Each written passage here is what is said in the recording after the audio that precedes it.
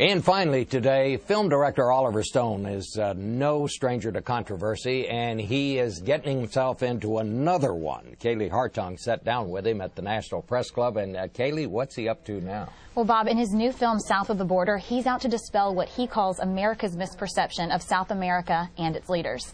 In his story, the United States is the bad guy, and we're seeing a new side of Venezuela's Hugo Chavez. Obviously, our State Department and the Bush administration does not like this guy because he represents an anti-corporate interest. He's taken over the oil and he's distributed it to the poor people. So as Morales in Bolivia has done the same thing all through the region. These 6 countries that we visit made it very clear that they would like to have their own resources back. And they don't want U.S. intervention. That's what it's about. It's about America's control of South America. And when did you realize that this project was about more than just Mr. Chavez? When he told me, he said, look, don't take my word for it. Go out and see what's going on in the region. He's right. I should have known more, but we don't get much report about that. And historically, this is truly significant. There's never been, since I know, a time when 6 countries were on their own path at the same time and unified under the UNISOR agreements.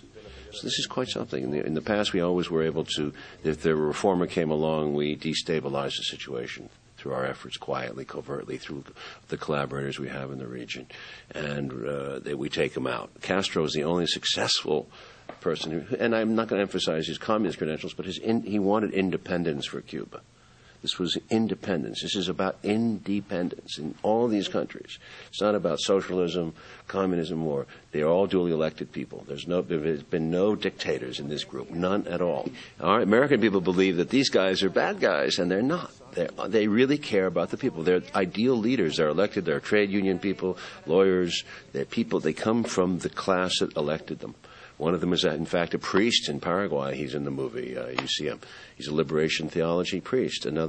Chavez is elected 3 times as president, and there's been several referendums, all internationally monitored. The democratic system in Venezuela is better than our system because they have an electronic ballot and a paper ballot, both. Better than Florida 2000. So, we're holding them to this ridiculous, hypocritical... it's malice. There's malice aforethought here. There's no question about it. We went out. There's a coup d'etat that took place in Venezuela. We were involved in it, and we wanted Chavez out because he was a danger to our system of thinking. And this message from the governments down there, you're here in Washington. Do you plan to bring that message to our government? Yeah, I'm going to put it on Obama's desk. The film goes today. Of course, but, do they pay any attention? There's a very strange gridlock in our system. The corporations own this country. They have tremendous power. The oil companies are huge. They don't want to hear any talk about losing their profits. They don't realize that the oil belongs to the people of the land, not to them. So we have a system the problems. We have banking, we have oil, we have insurance, and health. We have these issues. There are huge lobbies out there, and they control what we do. We can't get back to that. I think the Latins are 20 years ahead of us because they're thinking about the good of society and getting the resources of their lands back to the people. I wish we hear that kind of talk in this BP crisis right now.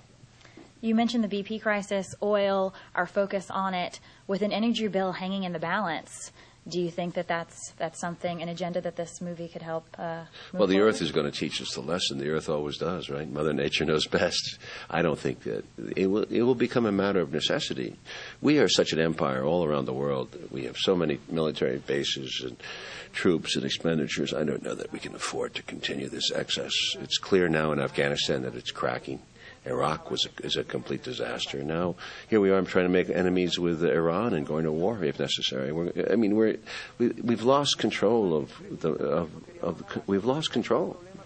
What surprised you all most in making this film? How screwed up our press is. How screwed up the media is to report this, how screwed up our foreign policy is, and how right these people are about how to. They want mutual respect with the United States and with the world, and that's true about all our relations. Our relations are unilateral. We're the policemen of the world. We behave like we know best. Father knows best. It doesn't work anymore. Never did, actually. So what's next for you, Mr. Stone? What's next is I'm working on Secret History of the United States.